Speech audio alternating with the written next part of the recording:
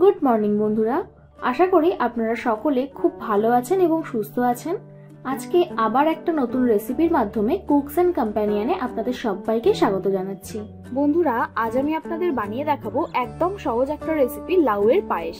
লাউ কিন্তু খুব ঠান্ডা একটা সবজি, এই গরমে লাউটা অবশ্যই খাবেন। এর আগে আমি লাউয়ের কোফতা কারি বানিয়ে দেখিয়েছিলাম, সেই ভিডিওটা আপনারা আমার চ্যানেলে এসে দেখবেন। চলুন তাহলে আমি এবার রান্নাটা শুরু করি।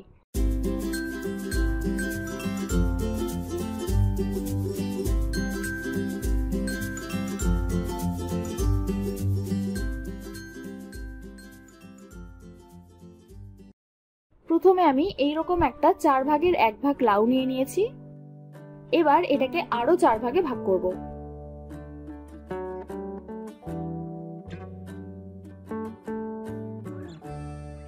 তারপর এক একটা ভাগকে এইরকম স্লাইস করে করে কেটে একদম ছোট ছোট টুকরো করে নিতে হবে।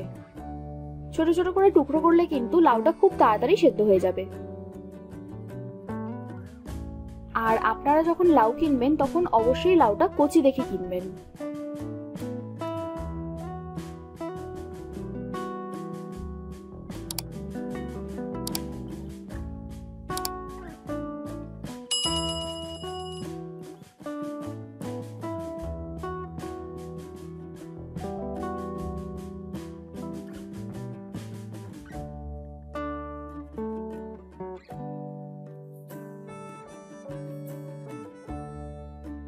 এই দেখুন, লাউগুলো সব কাটা হয়ে গেছে।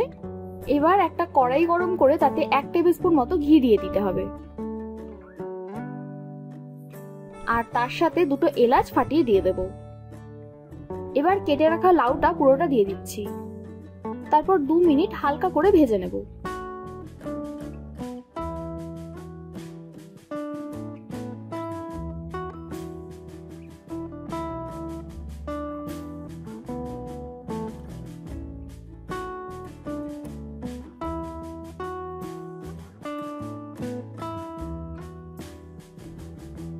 যখনই দেখবেন লাউ থেকে জল বেরোনো শুরু করেছে তখনই 1 চিমটি নুন দিয়ে ঢাকা দিয়ে দেবেন।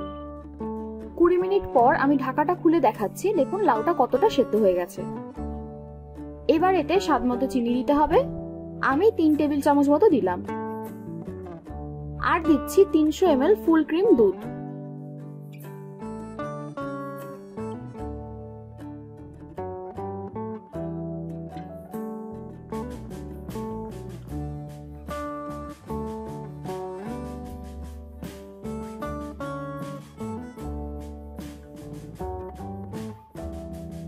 এবার এটাকে ভালো করে মিশিয়ে আরো 10 মিনিট ঢাকা দিয়ে রান্না করব। তার আগে অল্প জলে 1 টেবিলস্পুন গুঁড়ো দুধ গুলে নিতে হবে। আচ্ছা, এবার 10 মিনিট পর ঢাকা খুলে গুঁড়ো দুধের মিশ্রণটা পুরোটা ঢেলে দেব। এবার সবকিছু ভালো করে মিশিয়ে নিচ্ছি।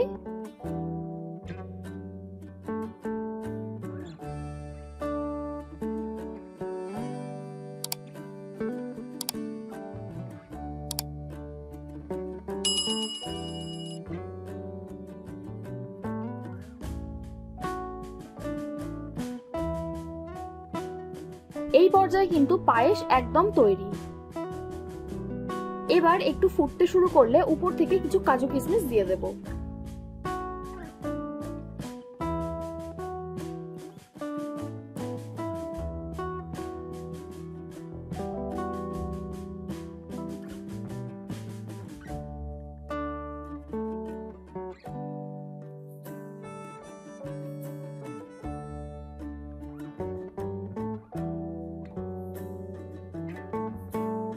ব্যাস, লাউয়ের পায়েস কিন্তু একদম তৈরি।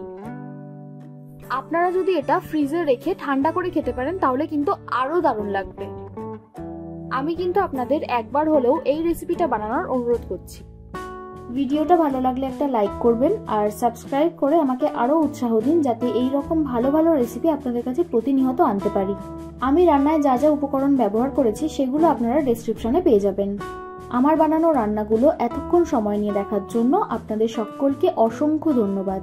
ভালো থাকবেন, সুস্থ থাকবেন। আবার দেখা হবে নতুন কোনো রেসিপির সাথে।